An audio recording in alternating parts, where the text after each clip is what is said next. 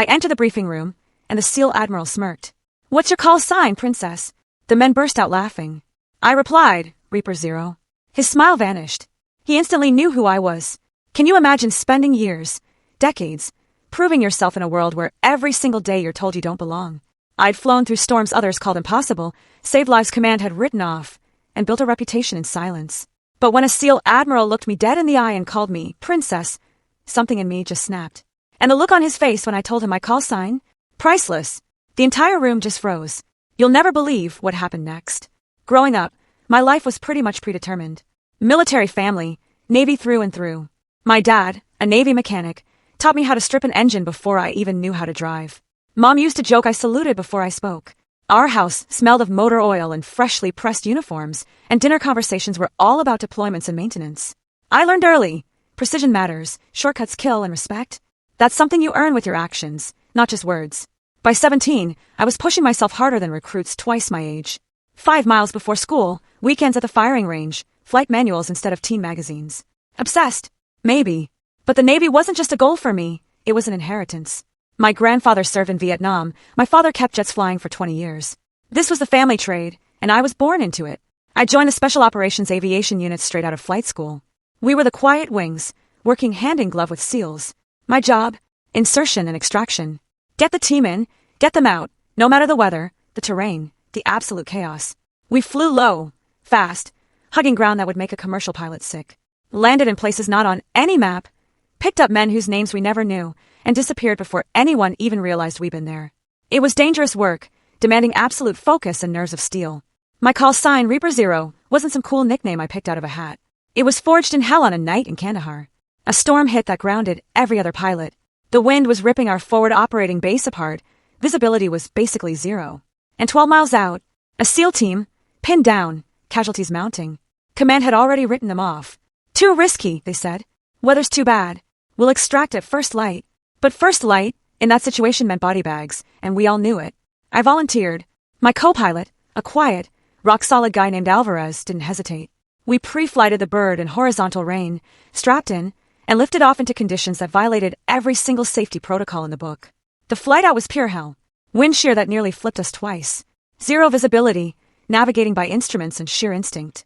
When we found them, they were surrounded, taking fire from 3 sides, down to their last magazines. We came in hot, rotors screaming, holding position while they loaded the wounded. Tracers lit up the darkness like a deadly fireworks show. I felt rounds punching through the fuselage. Alvarez, his voice completely unshaken, called out damage reports. We got them out. Every single one. The flight back? Worse. Overloaded, losing hydraulic pressure, engine temperatures redlining. I nursed that bird home on sheer discipline and a whole lot of stubbornness. Landed her hard on the tarmac. Shut down just as the mechanics started shouting about the damage. The team leader, a grizzled master chief, found me in the hangar an hour later. He didn't say much, just shook my hand and said, "You're Reaper Zero now." And the name stuck. I built my reputation in silence. The men respected me because I didn't demand it, I just did the work. I showed up early, stayed late, never made excuses. I flew missions others turned down. I studied tactics until I could predict enemy movements better than the intel analysts. I maintained my aircraft personally, learning every system, every quirk, every sound that meant something was wrong. Competence was my currency, and I spent it carefully. But as I moved up the ranks, the noise around me grew louder. Command politics, egos, and that unspoken rule, a woman had to prove herself twice as hard to be considered half as capable. Meetings where my input was ignored until a male officer repeated it verbatim. Evaluations that praised my attention to detail but questioned my command presence, the subtle implication that I was good for a woman, not just good, period.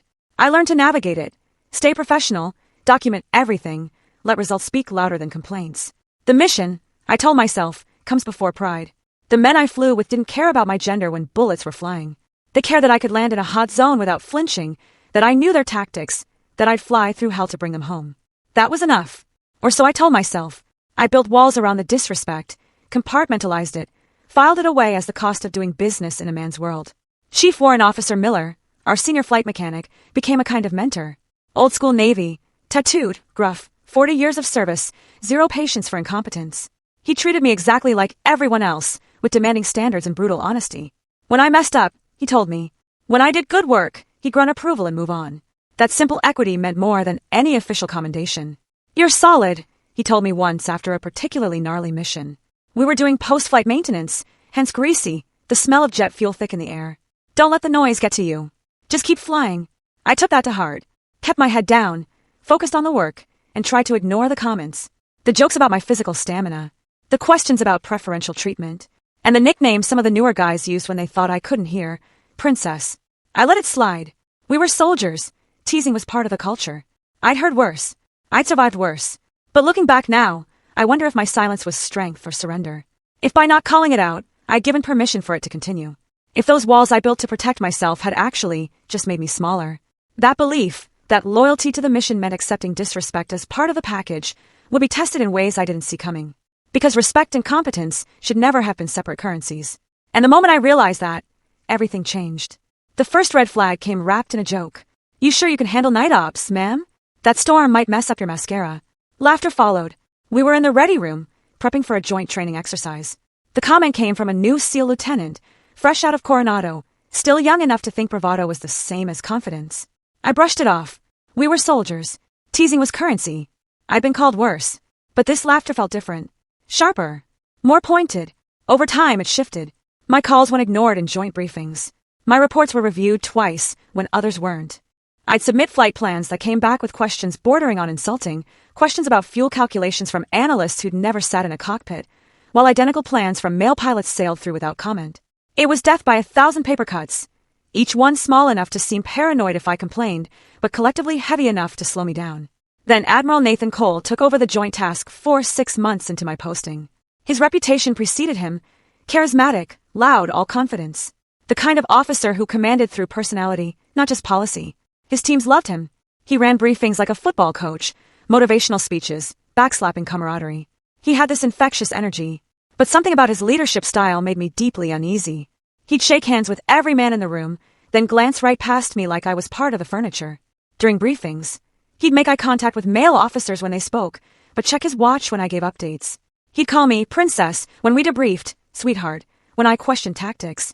Never my rank, never my name, just these diminutives that reduced me from a pilot to a pretty girl playing dress-up. Princess here thinks we should adjust the extraction timeline, he said once during a joint planning session. The words were wrapped in a smile, but the message was clear. My input was cute, not critical. The other officers chuckled. I felt my jaw tighten, but kept my expression neutral. Stay professional, I told myself. Let performance do the talking. But there was something deeper, an undercurrent I couldn't quite identify. He watched me sometimes, with an expression that wasn't quite hostility, but definitely wasn't respect either. Something closer to resentment. During mission debriefs, when I presented after-action analyses, he'd interrupt with anecdotes about how SEALs used to do things, how extraction tactics worked in his day, how maybe pilots should stick to flying and let ground commanders handle strategy. I asked around quietly. Lieutenant Alvarez, my co-pilot, had heard rumors. Word is Cole lost 2 men years ago during a failed extraction, he told me one evening in the hangar as we ran maintenance checks. The familiar rhythm of tools and diagnostics, a bad weather and enemy contact situation where the pilot couldn't hold position. The team had to extract on foot through hostile territory. 2 didn't make it. This was, 5, maybe 6 years ago before your time. But here's the thing. The mission logs were redacted, classified. No one talks about it, but supposedly it looked a lot like the kind of ops you run. I felt something cold, subtle in my chest. Did he request the redaction? Alvarez shrugged. Don't know, but he's been weird about aviation support ever since. Doesn't trust pilots. He trailed off. Especially not women, I finished. He nodded. Yeah, it explains some things. Not all, but some. If Cole blamed pilot error for losing his men, if he'd spent years carrying that grief and anger, then my presence, my success in the exact kind of missions that had failed him, would be a daily, painful reminder of his own failure. I represented everything he couldn't control, couldn't predict, couldn't dominate through force of personality. But understanding his motivation didn't make the disrespect any easier to swallow. During a joint exercise in the Nevada desert, I executed a perfect extraction under simulated fire, hostile terrain, tight timeline, 0 margin for error, brought the team out exactly on schedule, textbook precision. During the debrief, Cole spent 15 minutes critiquing my approach angle, questioning whether I'd put the team at unnecessary risk by prioritizing speed over caution. With respect, sir, I said, keeping my voice level. Speed was the mission requirement. The scenario called for rapid extraction under enemy fire. Caution would have meant casualties. Scenarios aren't reality, princess, he shot back. Real combat is messy. You can't just fly in like some kind of action hero and expect everything to work out. The room went quiet. I felt every eye on me, waiting to see how I'd respond. I could have argued. I could have pointed out that I'd flown more combat missions than half his team combined, that my scenarios had been real bullets and real blood, that Reaper Zero wasn't a participation trophy. But I didn't, because arguing would have confirmed everything he wanted to believe, that I was emotional, defensive, not tough enough for this world. Understood, sir, I said instead. He smiled. Victory. I left that debrief feeling something I hadn't felt in years, doubt. Not about my abilities, never about that, but about whether competence would ever be enough. Whether any amount of perfect missions, flawless execution, or lives saved would ever override the fact that I didn't fit his image of what a soldier should be. I'd spent my entire career believing that if I just worked hard enough, flew well enough, proved myself thoroughly enough, the respect would follow. But maybe I'd been wrong. Maybe for some people, I'd always be princess, no matter what I did. It happened on a Tuesday. Joint training brief in Norfolk. The room was packed, 40 officers, analysts, brass. Standard professional development on coordinating air and ground operations. I walked in early, uniform pressed, boots shined, ready to discuss new flight protocols. The admiral was already there, leaning against the table at the front, arms crossed, that familiar smirk already in place. He was talking with a cluster of SEAL officers, their conversation loud, easy, that camaraderie that comes from shared danger and mutual respect. I took a seat near the middle, pulled out my notepad, reviewed my notes. Just another day, just another briefing. The room filled quickly. Officers filed in, claimed seats, chatted in low voices. I recognized most of them, people I'd worked with, flown for, coordinated with. Commander Reeves, who ran logistics for the East Coast SEAL teams, nodded at me from across the room. Captain Lawson, a senior intelligence officer I'd worked with in Afghanistan, gave me a subtle smile. Normal professional courtesy. The briefing started on schedule. Commander Reeves ran through updated protocols, discussed new equipment allocations, reviewed after-action reports. Standard stuff. Then came the introductions. Each senior officer taking a moment to identify themselves and their role for the benefit of newer personnel. When it was my turn, I stood. Lieutenant Commander Sandra Kane, Special Operations Aviation, stationed. Hold on. Admiral Cole's voice cut through the room like a knife. He pushed off the table, that familiar smirk spreading across his face. The room went quiet. Before we start, what's your call sign, princess? Laughter rippled through the room. Not from everyone, but enough. The kind of laughter that makes your throat tighten, that tells you you're the joke, not in on it. I felt the heat rise in my face, but kept my expression neutral. This was a test. Everything with Cole was a test. I paused, studied his face. He thought he was being clever, putting me on the spot, diminishing me in front of senior leadership, reminding everyone that I didn't quite belong. The laughter continued. A few officers shifted uncomfortably, others grinned like this was prime entertainment. Reaper Zero, I said.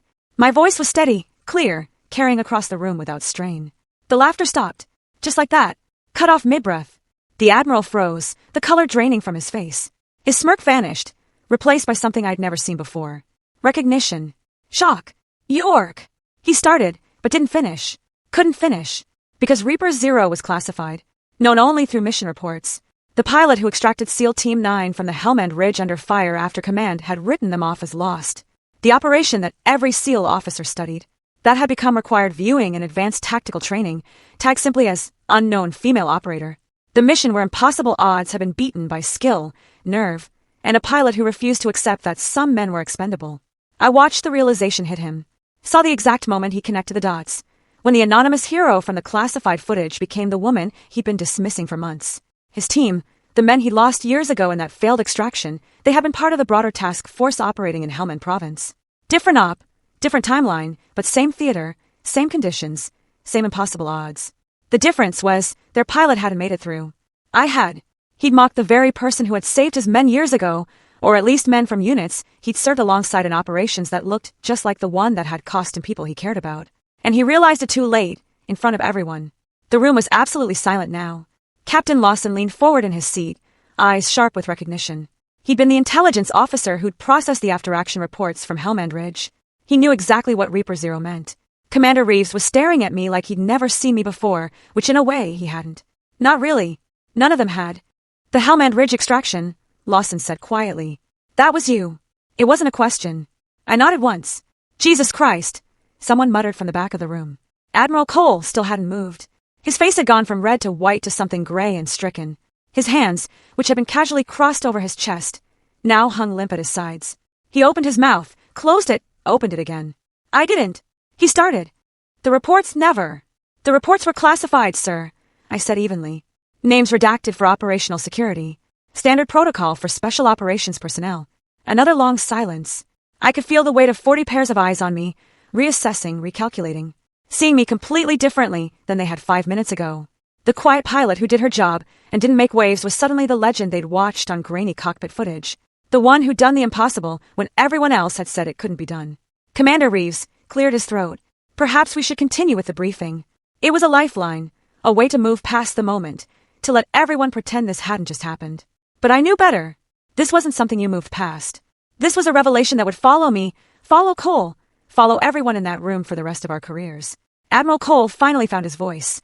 Commander Kane, Lieutenant Commander, I corrected quietly. And we should continue, sir. The briefing. I sat down. The room stayed silent for another beat. Then Reeves resumed talking, his voice a bit too loud, a bit too forced. The briefing continued, but no one was really listening. I could feel the whispers building like pressure before a storm. By the time we broke for lunch, the story would be everywhere. Admiral Nathan Cole, the charismatic SEAL commander who ran his teams like a fraternity, had just publicly humiliated himself by mocking a pilot whose reputation eclipsed his own. And worse, by revealing that he didn't know the legends in his own field, that he let prejudice blind him to competence, that his judgment was flawed in the most fundamental way. I sat through the rest of the briefing, taking notes, asking relevant questions, acting like nothing had changed. But everything had changed. The man who'd spent months diminishing me now couldn't meet my eyes, and everyone else couldn't stop looking at me with a mixture of awe and discomfort. Like they discovered they'd been sharing a room with someone famous and hadn't realized it. When the briefing finally ended, I gathered my materials and headed for the door. Officers stepped aside to let me pass, some nodding with newfound respect, others just staring. I didn't acknowledge any of it. I just walked out, head high, stride steady, exactly like I'd walked in. But as I stepped into the corridor, I heard Captain Lawson's voice behind me, pitched low, but carrying clearly in the sudden quiet. She's that Reaper. The one from Ridge. Holy ho! Words spread faster than gunfire. By evening, the story had reached every corner of the base. By the next morning, it was in 3 other commands. The Admiral didn't speak to me for weeks, which was fine. We had nothing to say to each other. But whispers followed me down, every hallway, in every mess hall, every ready room I entered. She's that Reaper, the one from Ridge. Holy ho! I watched that footage in training. She flew through that? No way. Command wrote those guys off. She brought them all home. 4 years, I'd fought for respect with steady competence, proving myself one mission at a time, building credibility through consistency and results. Now I had respect, immediate, overwhelming, unquestioned. But it felt hollow. It wasn't admiration for the work I'd been doing every day for years. It was fear and guilt twisted together, all mixed with discomfort, the uncomfortable realization that they'd been wrong about me in ways they couldn't ignore anymore. The younger officers started treating me differently. They'd straighten up when I passed, address me with careful formality, ask my opinion on tactics like my words were scripture. Some of the senior officers, the ones who'd ignored me in meetings, questioned my reports, smiled at Cole's jokes, now went out of their way to be respectful. Too respectful. The kind of overcorrection that tells you they know they screwed up and are desperately trying to fix it. I hated it. Not because it wasn't validating. It was, but because it proved something I'd been trying not to believe. That my competence had never been the issue. That I could fly 1,000 perfect missions, and it wouldn't matter as much as one dramatic reveal. That respect had always been available. They just hadn't thought I deserved it until my legend became impossible to ignore. Lieutenant Alvarez found me in the hangar 3 nights after the briefing. I was sitting on the deck beside our bird, running my hands along the panel where we'd taken fire over Kandahar. The patched holes were smooth now, barely visible, but I knew exactly where each one was. You okay? He asked. Fine. You're a terrible liar. I smiled despite myself. I'm great at lying. I've been lying about being okay for years. He sat down beside me, back against the landing gear. Everyone's talking about you. I noticed. They're saying you're a legend. I'm not. I'm just a pilot who got lucky one night and did her job. That's not what the after-action reports say. Lawson pulled them. Well, the unclassified summaries. 0 visibility, sustained enemy fire, mechanical failures, overweight bird. Pilots with twice your experience refused the mission. You made 3 trips, Kane. 3. Got everyone out, including 2 guys who were bleeding out. The doctors said if you'd been 15 minutes later, they wouldn't have made it. I remember that night in flashes, the sound of rotors screaming against the wind, Alvarez's voice steady in my headset, the weight of wounded men being loaded while tracers cut through the darkness, the certainty that we weren't going to make it, and the stubborn refusal to accept that certainty as fact. I did what anyone would have done, I said. No, you did what no one else could do. There's a difference. We sat in silence for a while. The hangar was quiet this time of night. Just the distant hum of base operations, the occasional footsteps of security patrols. Finally, Alvarez said, "You know what bothers me most about all this?" "What?"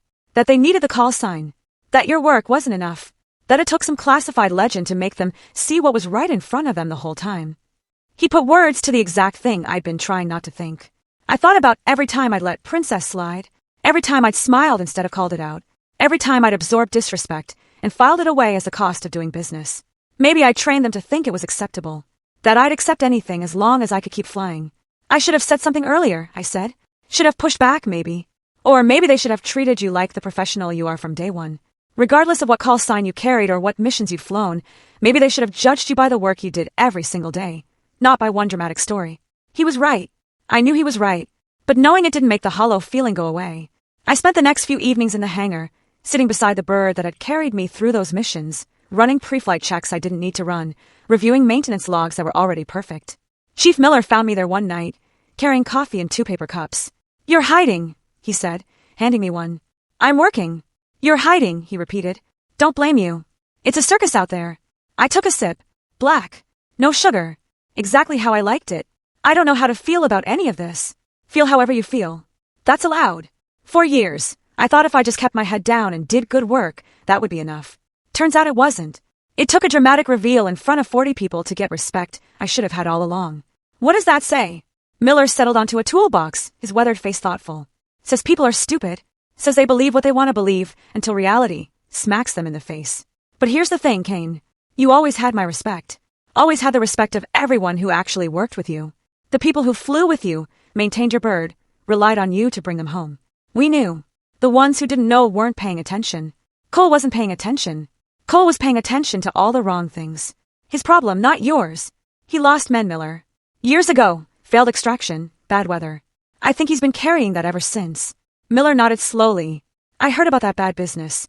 But that still doesn't excuse him treating you like you were incompetent. You didn't fail his men. Some other pilot did. Or maybe nobody failed. Maybe it was just bad luck and worse circumstances. Either way, taking it out on you was garbage leadership. You don't have to prove anything anymore," Alvarez had told me earlier. But he was wrong. It wasn't about proof. It was about reclaiming the story.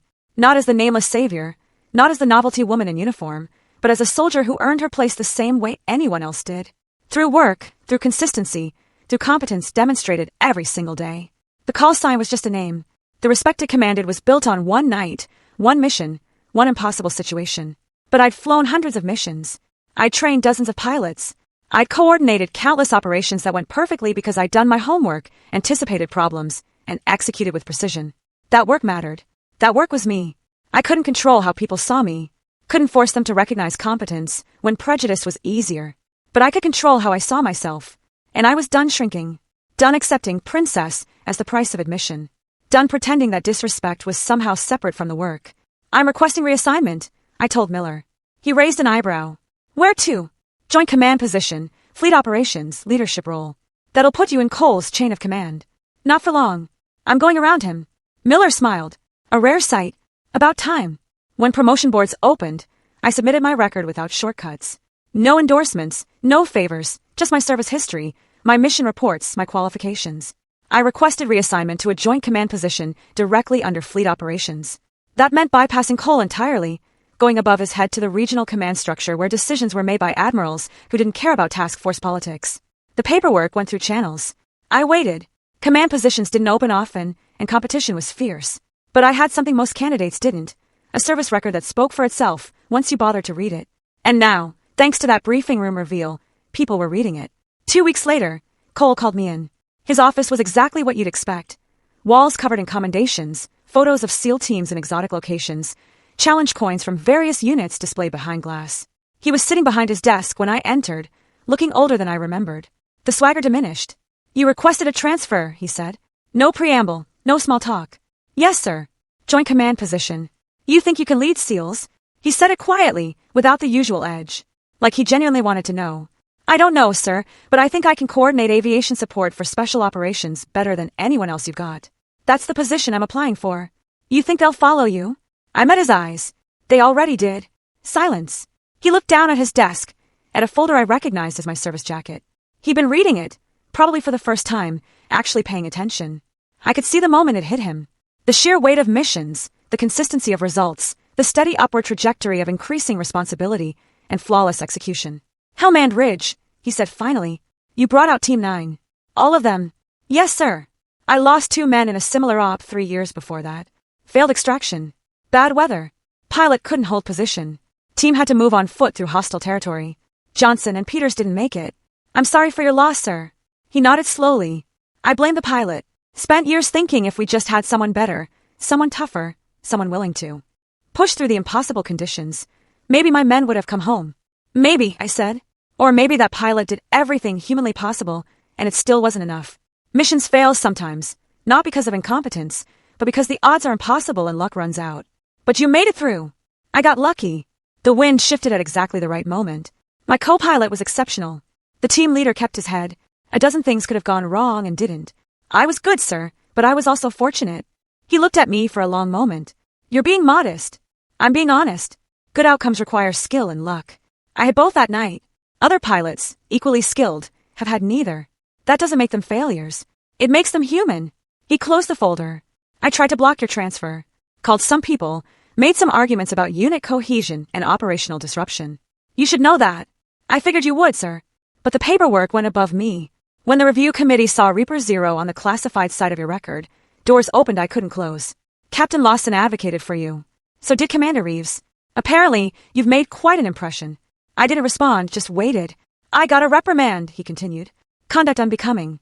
Nothing career-ending, but it's in my file now. Admiral Chin, my boss, pulled me in and explained in detail exactly how badly I'd screwed up. Called my behavior a failure of leadership and inconsistent with Navy values. He wasn't wrong. Sir, no. Let me finish. He stood up, came around the desk, but didn't get too close. I let grief and frustration turn into resentment. Took it out on you because you represented everything I couldn't control. Couldn't predict. Couldn't dominate through force of personality. You were good at exactly the thing that failed me. And instead of respecting that, I tried to diminish it. That was wrong. You deserve better. The mission deserved better. It was the most honest I'd ever heard him. No swagger, no jokes, just a man confronting his own failures. Part of me wanted to accept the apology and move on. Part of me was still angry. You called me princess in front of 40 officers, I said quietly. Made me a joke. Made them think I was incompetent when I'd spent years proving otherwise. Do you have any idea how hard I've worked to be taken seriously? How many times I've swallowed disrespect because calling it out would just confirm that I'm too sensitive, too emotional, not tough enough for this world? I know. And I'm sorry. Sorry doesn't fix it. The damage is done. Those officers, some of them, will always remember me as the joke you made, regardless of what they learned after. He nodded. You're right. I can't undo it, but I can promise it won't happen again. Not from me, and not from anyone in my command if I can help it. I wanted to believe him. Wanted to think people could change, that one moment of public humiliation could teach the lesson that years of competence hadn't. But I'd been in the military long enough to know that words were easy and follow-through was rare. We'll see, I said. Your transfer is approved. You'll be reassigned to fleet operations within 60 days. Joint command position, coordinating aviation support across all East Coast Special Operations units. It's a promotion. Not in rank yet, but in responsibility. You'll be leading the aviation planning for major operations. Thank you, sir. Don't thank me. I fought it. You earned it despite me. Not because of me. I left his office feeling something I hadn't expected. Not satisfaction, exactly, but resolution. Cole got a reprimand, but he kept his post. His influence would be diminished, his reputation tarnished, but he'd survive. Maybe that was enough. Maybe accountability didn't always mean destruction. Sometimes it just meant consequences and the chance to do better. Leadership without integrity corrodes the mission. I'd seen it play out in real time, watched how one man's unchecked prejudice had poisoned the environment for months. But I'd also seen the system, flawed as it was, eventually correct itself, slowly and imperfectly, but correct nonetheless. As I walked across the base toward the hangar, I passed groups of junior officers in conversation. Some of them straightened when they saw me, offered respectful nods. Others just stared, probably still processing the story that had become base legend. I acknowledged them with quiet professionalism and kept walking. This new position would be different. More authority, more visibility, more pressure, but also more opportunity to shape how operations were run, how pilots were evaluated, how competence was recognized, regardless of who embodied it. I'd be in a position to advocate for others the way no one had advocated for me. To make sure that the next young pilot, male or female, wouldn't have to earn their respect through one dramatic reveal, but would be judged fairly from day one based on the work they did. That thought carried me forward through the doubt, and the hollow feeling, and the lingering anger. Not revenge, Not vindication, just the possibility that I could make the system a little bit better, a little bit fairer than it had been for me. My new command was a whole different animal. Every decision felt like a test, not just of tactics, but of how much space I was allowed to take. The position put me in charge of coordinating aviation support for special operations across the entire East Coast Theater. I interfaced with SEAL teams, Marine Force Recon, Army Special Forces, coordinating insertions, extractions, air support, emergency response. The scope was massive, the responsibility intense, and the scrutiny constant. Some men still hesitated when I gave orders. Not the pilots, they knew aviation and respected competence. But some ground commanders would pause before executing my instructions, that subtle delay that said they needed a moment to override their instincts, to accept that this woman's orders were legitimate. I learned to recognize it, to address it directly without being confrontational. Problem with the flight plan, Captain? I'd ask, voice neutral. No, ma'am. Just confirming the details. The details are in your brief. If something's unclear, ask now. We execute in 20 minutes. Direct. No room for hesitation. Most of them adjusted quickly. A few never quite got comfortable with it. But they followed orders anyway, because the results were undeniable. Within 6 months, I coordinated 2 successful extraction ops in conflict zones others had refused to touch. The first was a humanitarian rescue in Somalia, medical team pinned down by militia forces, local air support compromised, weather deteriorating fast. Every other command had said it was too risky. I analyzed the terrain, coordinated with an Air Force combat controller on the ground, and designed a flight approach that used the terrain to mask our approach vector. We got in low, fast, and dirty, extracted 14 people under fire, and were gone before the militia could organize effective resistance. The second operation was a SEAL team extraction from a compromised position in Syria. An intelligence failure had put them in a hot zone with enemy forces closing from 3 sides. Traditional extraction routes were blocked. I coordinated a multi-aircraft approach, decoy helicopters drawing fire while the primary bird came in from an unexpected angle. We pulled them out with 0 casualties. The team leader, a commander I'd never met before, shook my hand afterward and said, "That was textbook. Better than textbook." The call sign Reaper 0 stopped being a ghost story and became a standard. New pilots studied my mission plans. Training scenarios incorporated my tactics. Flight schools analyzed my decision-making process during Helmand Ridge and used it to teach crisis management. The legend that had once been anonymous was now attached to my name, and with it came a credibility that opened doors I'd previously had to fight to crack. But with visibility came vulnerability. Every decision I made was scrutinized more heavily than my peers. When male commanders made judgment calls that didn't work out, it was noted and moved past. When I made similar calls, there were questions about whether I was suited for the position. The double standard was exhausting, but it wasn't new, just applied at a higher level. Cole faded from the forefront during those months. He still commanded his SEAL task force, but our paths rarely crossed. His influence within the special operations community had diminished. Officers who'd once sought his approval now worked around him. Young SEALs coming through training heard about him as a cautionary tale, the commander who let prejudice blind him to competence. Rumors said he'd requested early retirement. Whether that was voluntary or encouraged from above, I didn't know. The irony was quiet but sharp. The man who mocked my name now carried its shadow everywhere he went. Officers who'd laughed at his jokes in that briefing room now remembered their complicity with embarrassment. Some apologized to me directly.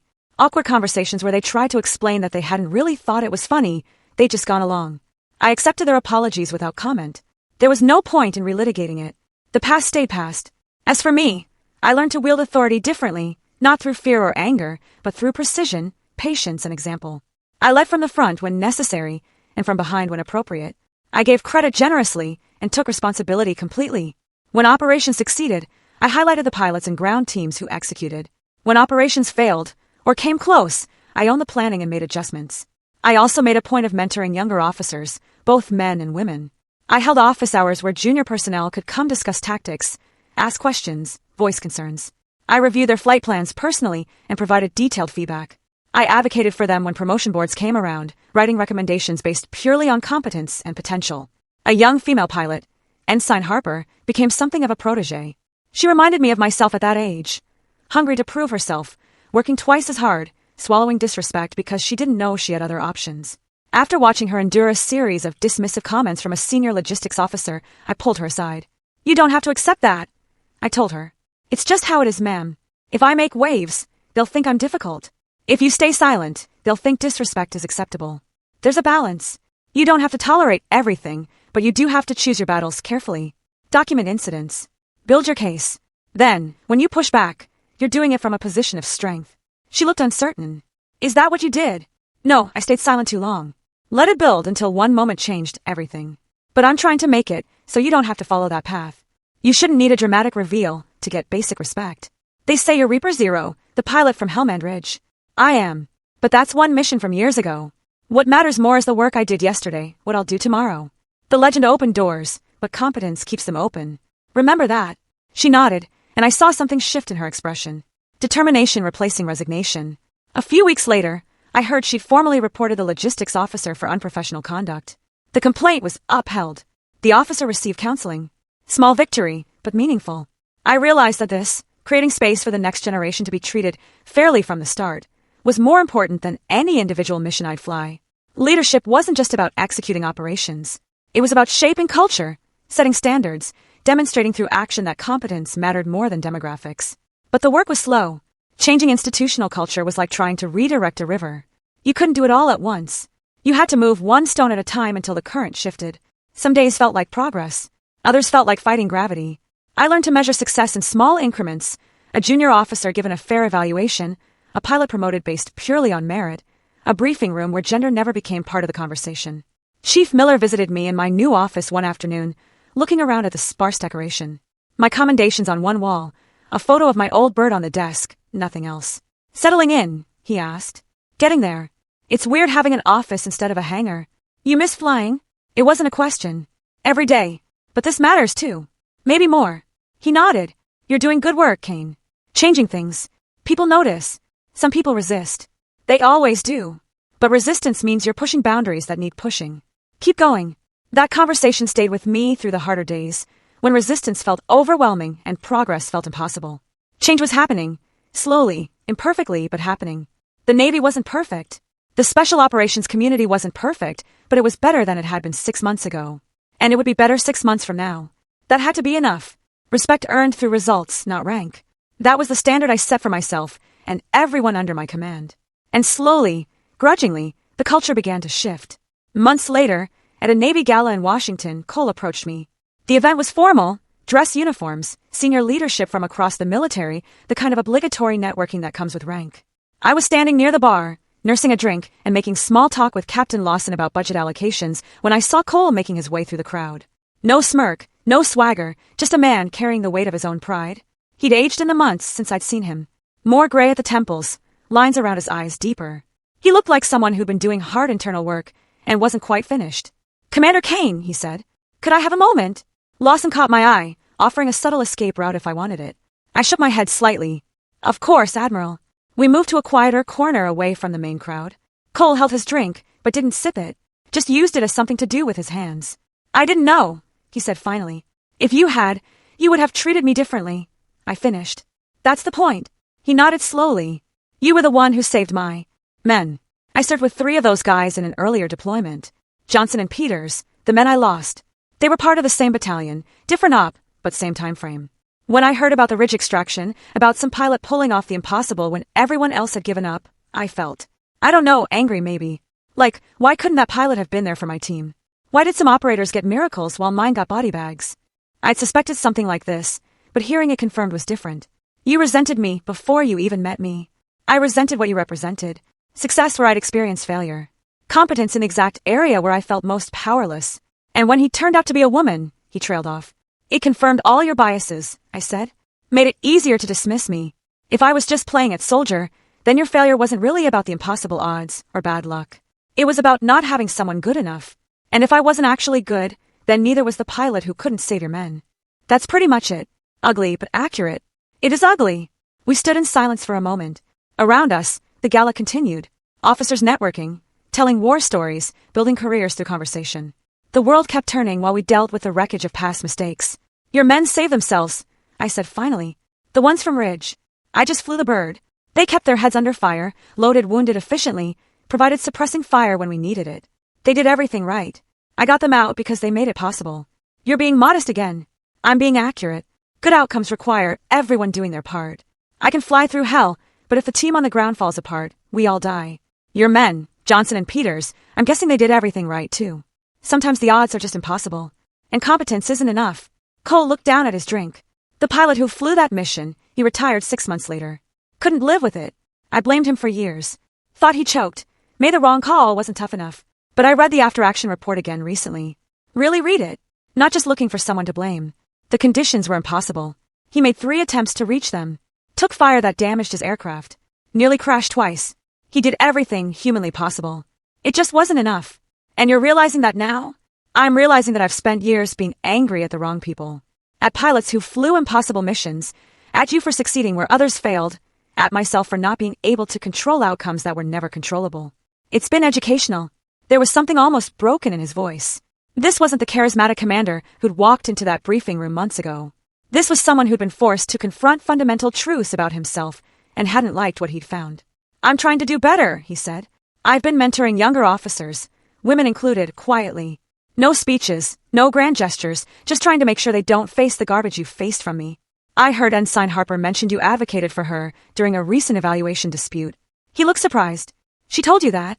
She's one of mine. I keep track. She's good. Talented pilot. Sharp tactical mind. Reminded me a bit of you, actually. That made me uncomfortable at first, like the universe was forcing me to confront my mistakes repeatedly. But then I realized that was exactly what I needed. Growth is uncomfortable, I said. So I'm learning. He paused. I'm retiring, officially. Putting in my papers next month. Voluntary, mostly. My boss suggested it might be time, and he wasn't wrong. I've done what I can do in this role. Time to make space for someone without my baggage. He smiled. Sad. Self-aware. Besides, I'm tired. Tired of fighting the wrong battles, carrying the wrong grudges. Maybe it's time to figure out who I am without the uniform. I didn't know what to say to that. Part of me felt something like pity. Here was a man whose career was ending not with glory, but with quiet resignation, pushed out by his own failures. Part of me felt it was deserved, that consequences were appropriate. Both things were true simultaneously. I hope you find what you're looking for, I said finally. I hope I figure out what that is first. He finished his drink, set the glass on a passing waiter's tray. For what it's worth, Kane, you're exactly what this community needs. Someone who leads with competence instead of ego. Someone who makes space for others instead of taking all the oxygen. I wish I'd been smart enough to see that from the beginning. Maybe you'll take that lesson with you. Apply it wherever you end up next. That's the plan. He extended his hand. I looked at it for a moment. This man who'd mocked me, diminished me, tried to block my career. The man who was now acknowledging his failures and trying, however imperfectly, to be better. I shook his hand. Good luck, Admiral. You too, Commander. Though something tells me you won't need it. He walked away, disappearing into the crowd. I watched him go, feeling something complex and unnameable. Not forgiveness. Exactly. That felt too generous for the months of disrespect and the damage that had rippled outward from his behavior. But acknowledgement. The recognition that people could change, could grow, could confront their worst instincts and choose something better. Maybe that was enough. Maybe that was all anyone could ask. Captain Lawson reappeared at my elbow. That looked intense. It was. He's retiring. I heard. Good riddance, some were saying, but I don't know. Seemed like maybe he learned something. Maybe. Time will tell if it sticks. What about you? How are you doing with all this? I consider the question. Better. Not perfect, but better. I'm doing work that matters. Making changes that needed making. Some days are harder than others, but I'm not carrying around the weight I used to. The weight of trying to prove yourself. The weight of believing I had to accept disrespect as the price of admission. I don't believe that anymore. Lawson raised his glass. To that. I clinked mine against his. Around us, the gala continued. The Navy's elites celebrating themselves, telling stories, building legacies. I was part of that now, visibly and undeniably. Not as someone's token, not as an exception that proved the rule, but as a leader who had earned her place and was using it to make things better for those who came after. That was enough. That was everything. Years later, at a ceremony at the Pentagon, I stood on the stage as my name was read for promotion to captain. The room was filled with senior officers, family members, colleagues from throughout my career. My parents sat in the front row, my father in his old Navy uniform, still crisp despite decades in storage. My mother wiping tears she'd probably deny later. Lieutenant Commander Sandra Kane, the presiding officer, announced, for distinguished service in Special Operations Aviation, demonstrating exceptional leadership, tactical excellence, and unwavering commitment to the mission, is hereby promoted to the rank of Captain, United States Navy. The audience applauded. I stepped forward as Colonel Hayes, the Pentagon officer overseeing the ceremony, prepared to pin the new insignia. In the audience, toward the back, I spotted Admiral Cole in civilian clothes. Retired now, no longer part of the official Navy family, but he'd come anyway. Our eyes met briefly. He nodded, respectful, acknowledging. I nodded back. When they pinned the insignia, I didn't think of him, or the briefing room, or the laughter. I thought of the missions, the silence before takeoff, the hum of engines vibrating through my chest, the weight of responsibility that came with every flight. I thought of the men I brought home, the operators who trusted me with their lives, the pilots I trained who were now executing their own impossible missions. I thought of Lieutenant Alvarez, who'd been my co-pilot through the hardest nights and was now commanding his own aviation unit. Of Chief Miller, retired but present in the audience, probably critiquing the ceremony's maintenance of traditions. Of Ensign Harper, now a lieutenant herself, flying ops in the Pacific with the confidence and competence I'd hoped to instill. I thought of Kandahar, of Helmand Ridge, of storm winds and zero visibility, and a certainty that we weren't going to make it, followed by the stubborn refusal to accept that certainty. I thought of every mission where competence had been enough, where the odds had been beaten, not through miracles, but through preparation, skill, and the collective effort of professionals doing their jobs. Respect isn't given and it isn't taken. It's earned in the dark when no one's watching. It's earned through consistency, through showing up day after day and doing the work regardless of whether anyone notices or cares. It's earned through making others better, creating space for excellence, setting standards that elevate everyone around you. The ceremony concluded with the traditional reception. Officers congratulated me, shared stories about missions we'd flown together, talked about the future of special operations aviation. I moved through the conversations with practiced ease, balancing humility and confidence, acknowledging contributions while accepting credit where it was due. Ensign Harper, Lieutenant Harper now, approached with a group of younger pilots. "Captain Kane," she said formally, then grinned. "Still sounds weird." "Feels weird," I admitted. "Give me a few weeks." "These are some of the new pilots rotating through advanced training," Harper continued. "They wanted to meet you. They've been studying your Helmand Ridge approach in their tactical courses." The young pilots, 3 men and 2 women, all in their early 20s with the eager competence of people who'd proven themselves but hadn't been tested by real chaos yet, looked at me with the same mixture of awe and curiosity I'd seen countless times since that briefing room reveal. "Helmand Ridge was a long time ago," I said. "What matters more is what you're learning now, how you'll apply it tomorrow." "But the approach vector you used," one of the male pilots said, "threading between those ridge lines and zero visibility, that's impossible without GPS. And yours was damaged." "It was damaged, not destroyed. We had partial function, and we had terrain maps memorized, compass navigation, and basic dead reckoning. Technology makes things easier, but you can't rely on it completely. What happens when it fails? You fly by instinct," one of the female pilots said.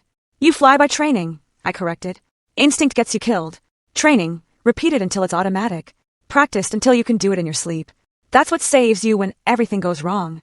We talked for a while about tactics, about the evolution of special operations aviation, about the balance between following protocols and adapting to chaos. These young pilots would face challenges I'd never imagined, would fly missions in contexts I couldn't predict. But if I'd done my job, if the systems I'd helped build and the culture I'd worked to change had taken root, they'd face those challenges from a position of equality, judged on competence rather than demographics. As the reception wound down, I found a moment of quiet on a balcony overlooking the Pentagon grounds. The sun was setting, casting long shadows across the parade grounds. I heard footsteps behind me and turned to find my father. "Captain Kane," he said, voice thick with emotion. "Never thought I'd see the day. You taught me to take apart an engine before I learned to drive," I said. "This is your fault." He laughed, pulled me into a hug. "Your mother's beside herself. She's already planning the party, calling everyone we've ever known." "Of course she is." We stood together in comfortable silence, watching the sun sink lower. Finally, he said, "You know what I'm proudest of?" "What?" "Not the rank. Not the missions, though incredible. I'm proud that you changed things. That you made it a little bit easier for the people coming after you. That's real leadership." I felt tears threaten and pushed them back. "I'm still figuring it out." "We all are. But you're doing it right." The ceremony had been about promotion, about recognition, about advancement through ranks. But the real measure of success wasn't the insignia on my collar. It was the young pilots who'd studied tactics without being told their gender made them less capable. It was the commanders who'd learned to evaluate competence objectively. It was the slow, grinding progress toward a military that judged people by their abilities rather than their demographics. Now, when young recruits ask about call signs, I tell them the truth. They're not nicknames, they're promises. Promises that you'll show up when it matters. That you'll execute when conditions are impossible. That you'll bring people home when everyone else has given up. Reaper Zero was a promise I'd made one night in Kandahar and kept through hundreds of missions since. It was a promise I'd extend to every pilot I trained, every operator I supported, every mission I commanded. And every time someone says Reaper Zero, I remember the moment a room full of men learned that sometimes the quietest soldier in the room is the one you should never underestimate. I remember the years of proving myself, the moment of revelation, the long work of rebuilding systems that had failed not just me but countless others. I remember that respect is earned through consistency. That leadership is measured by the people you elevate, and that real change comes not from one dramatic moment, but from 1,000 small choices to do better. The call came on a Wednesday morning, 3 years into my command. I was reviewing flight schedules when my assistant knocked on the office door. "Captain, you have a visitor. Says it's personal." I looked up from the paperwork. "Who?" "Admiral Cole's daughter, Emily Cole." I hadn't heard that name in years. Cole himself had passed away 6 months ago, heart attack, sudden and final. I'd sent flowers to the funeral, but hadn't attended. Our relationship had ended at that gala years ago, with a handshake and mutual understanding. I'd assumed that was the last chapter. "Send her in." The woman who entered was in her mid-20s, wearing civilian clothes, jeans, and a navy sweatshirt. She had her father's eyes, that same intensity, but something softer in her expression. She clutched a leather folder against her chest like armor. "Captain Kane, thank you for seeing me. I'm Emily Cole. I know this is unexpected. Please sit down." I gestured to the chair across from my desk. "I'm sorry about your father." "Thank you." She sat, still holding the folder. "I'm not sure how to start this." "Start anywhere. Take your time." She took a breath. "My father talked about you a lot in his last years. After he retired, he did consulting work, leadership development, military transition programs, but privately he kept journals. Reflections on his career, his mistakes, lessons he wished he'd learned earlier." She placed the folder on the desk. "He asked me to give you this. After he died, he was very specific about it." I looked at the folder but didn't touch it. "What is it?" "Letters to you. He wrote them over the course of 2 years, but never sent them. He said you'd earned the right to know the full story, but he didn't want to burden you with it while he was alive. He was afraid it would seem like he was asking for forgiveness he didn't deserve." My throat tightened. "Emily, I read them," she interrupted. "He told me I could. They're about the men he lost, about his failures, about you, about how meeting you changed his understanding of leadership. He called you the best officer he'd ever served with, even though you were never technically under his command." She pushed the folder toward me. "I think he needed you to know that you mattered, that what you did, not just in missions, but in how you handled him, made a difference." I opened the folder. Inside were handwritten letters, pages of them. Cole's distinctive, angular handwriting filling every sheet. The first one was dated 2 months after his retirement. "Commander Kane, I'm writing this knowing I'll probably never send it. Cowardice, maybe, or respect for the boundaries you've set. But I need to say these things, even if only to paper. The men I lost, Johnson and Peters, haunt me still. Not because I failed them tactically, but because I let their deaths poison everything that came after. I made their sacrifice about my pain instead of their service." I stopped reading, looked up at Emily. "Why now? Why not just let it rest?" "Because he wanted you to know that people can change. That accountability isn't just about punishment or consequences. It's about becoming better. He spent his last years trying to be better. Teaching young officers, advocating for equity in military leadership, mentoring women and minorities entering special operations. He never did it publicly, never took credit. He said he didn't deserve credit for doing what should have been basic decency." "I know about some of that work," I said quietly. "I heard he was helping veterans transition to civilian leadership roles, that he was good at it. He found purpose in it. But he always said his real failure wasn't losing his men or treating you badly. It was not learning the lessons sooner. Not understanding that leadership means elevating others, not protecting your own ego." She stood. "I should go. I just wanted to deliver those. He asked me to tell you one more thing." "What's that?" he said. "Tell Reaper Zero that she was right. The quiet ones are the ones who change everything." Emily smiled, sad but genuine. He meant that as the highest compliment. After she left, I sat alone with the letters. I didn't read them all right then. That felt like something for later, for private moments when I could process the full weight of what Cole had been carrying. But I read enough to understand that his journey hadn't ended with our conversation at the gala. It had continued, deepened, become something more than just acknowledging mistakes. He'd become an advocate. Quietly, without fanfare, he'd spent his final years trying to build the systems he'd once undermined, working with military leadership programs to address unconscious bias, mentoring female officers entering special operations, writing recommendation letters for candidates who reminded him of me, competent, overlooked, deserving of opportunities they weren't being given.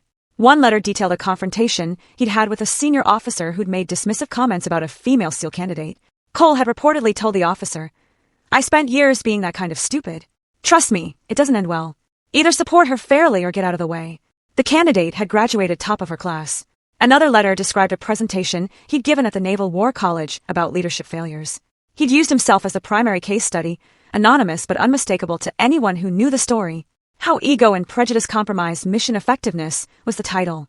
He lectured on the exact mistakes he'd made with me, breaking down the psychological mechanisms that had led him to dismiss competence he should have recognized. I realized that Cole's legacy was more complex than I'd understood. Yes, he'd failed. Yes, he caused damage. But he'd also done the hardest work. Actually changing, actually growing, actually using his mistakes to help others avoid similar failures. That didn't erase what he'd done. But it mattered. I thought about the young officers I'd mentored, the systems I'd worked to change, the culture shifts I'd fought for. That work hadn't happened in isolation.